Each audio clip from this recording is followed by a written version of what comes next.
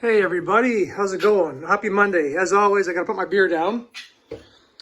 So, today I just found out my buddy Eric Thompson Palms told me that I had 99 videos on YouTube. So, what better way to do 100 than this palm? So, these are little tiny guys, but there's kind of a reason for that. So, just to kind of give you a guess of what this palm is, it's very tropical. I'm videoing here.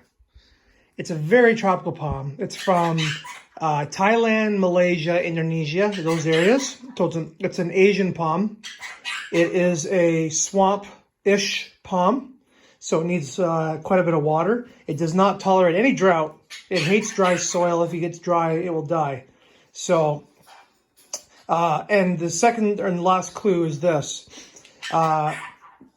I may be one of the only people in Ontario, maybe one or two, who knows, that I know of, let alone Canada, that has this species, because they are not brought up here from nurseries. They're not sold by our nurseries here. And the only way to get one of these species is to import it or to buy the seed, like I have done. So, what palm are we talking about here? Little tiny guys. You can tell it's got pinnate leaves. This is This is Cyrtostachys renda. The red lipstick palm, the sealing wax palm, guys. So here we go. Here they are. Very small. These guys are going to be a year old coming up this summer. So they're ridiculously slow, painfully slow. This is probably the hardest palm, one of the hardest palms. That and Areca vesturea that have ever grown. Why? Because they are a tropical, humid palm that needs wet soil. Well, I am not going to keep the conditions of my room crazy humid just for one species. If it's going to survive, it's going to survive. Indoors. We're talking indoors here. Not outdoors is a whole different story. So, like right now, my room is 82 degrees. Excuse me, and 44% humidity. So it's dry. But I told you guys before, if I put too much humidity in here, then you get mold. And I'm not doing that. So, as you can tell, well, as you know from other videos, all the rest of the palms are doing well anyway with the drier conditions. Just got to give them lots of water and take care of them. So the sealing wax palm, the Cyrtostachys renda, I started off with over 200 seeds, maybe more. I bought from 3 different sources because they are really hard to germinate. So everybody online kept saying, you need fresh. Okay, so I bought fresh. Nothing. Bought some from one company. Nothing. Got some from Rare Palm Seeds. Nothing.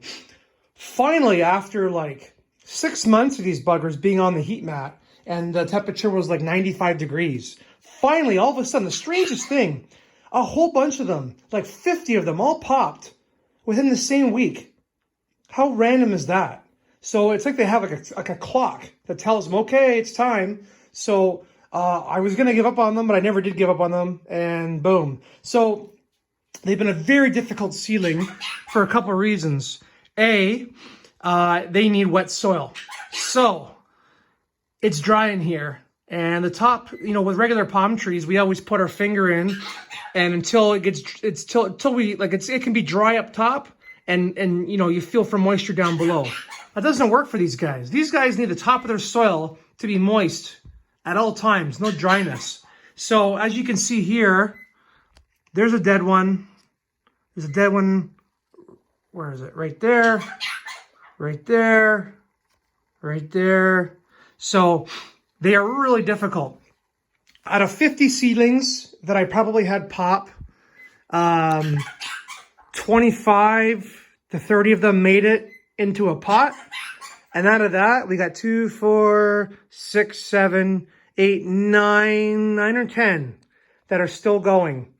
So they are very critical. It's very critical to get them to this stage right here. Once they get to this stage, they've put down a root a little bit, enough to get moisture, because they grow their roots so slow. They are so small. The seeds are tiny. They're like the size of a Washingtonia seed, maybe even a little bit smaller. Just a little tiny, actually, there's a seed right there. So they're little tiny, very tiny seeds. So very difficult to keep these guys going. You got to give them, and then the thing is this too, you need good drainage. They still have to have good drainage, but they have to stay moist. A lot of people online who have them in bigger sizes actually keep the bottoms of the pot wet. They call it wet feet. They keep water in the bottoms of the tray to help wicker water up. And these guys have been known to grow in standing water as well, but they still have to have fresh flowing water, lots of oxygen. So in a potted position here, I have lots of perlite, coco coir as always, but I have to always remember, and that's why a couple of these seedlings have died, because I have to remember to almost water these guys every couple of days or almost every day, just a little bit, just to sprinkle, whatever, just to keep it nice and moist consistently. That's the key. Not having dry up top and wetter as you go down. It's got to stay consistently moist all the way down. So I thought this would be a good 100 video episode to do. And you don't see many videos on Cyrtostachys renda, especially seedlings. So as you guys know, I specialize in seedlings. Why? Because, well, I haven't been in palms long enough to have palms that are, you know, older. I got look at that guy there. That's a 3-foot tall date palm, and Washingtonia has foxtails. So I do have some palms that are bigger. But these guys, the more I started getting into the more collector palms about a year ago. There's a Carpoxylon macrospermum, same. It's about a year old. So it just shows the difference. Almost a year, almost a year. What a crazy difference, right? So some seedlings are just so slow and painfully slow. But if I can get 1 or 2 seedlings out of this group to make it and to become, not necessarily adults, but to actually go pinnate, that would be huge. And once again, I'd still be one of the only people probably in Ontario, let alone Canada, to have this species. And that's what I'm working on now as well. I'm working on some other species that are very like collector, somewhat rare, but more collector. And not common. Like we all, like our nurseries up here, they bring up Washingtonia robustas, Mexican fan palms, and they bring up, you know, Christmas palms and coconuts and Phoenix robelinis, date palms, Bismarcks, etc. You know, some foxtails here and there. That's cool. That's great. Those are a dime a dozen, even though they are absolutely amazing palms, and I love them all. But it is neat to have the Carpoxylon macrospermum, Cyrtostachys renda, Areca vestiaria. I got some other neat stuff growing as well. We'll do videos on later. But anyway, guys, I'm up past 7 minutes, so I don't want to keep you guys. I don't want to bore you. But anyway, we will do an update video on these guys at the end of the summer.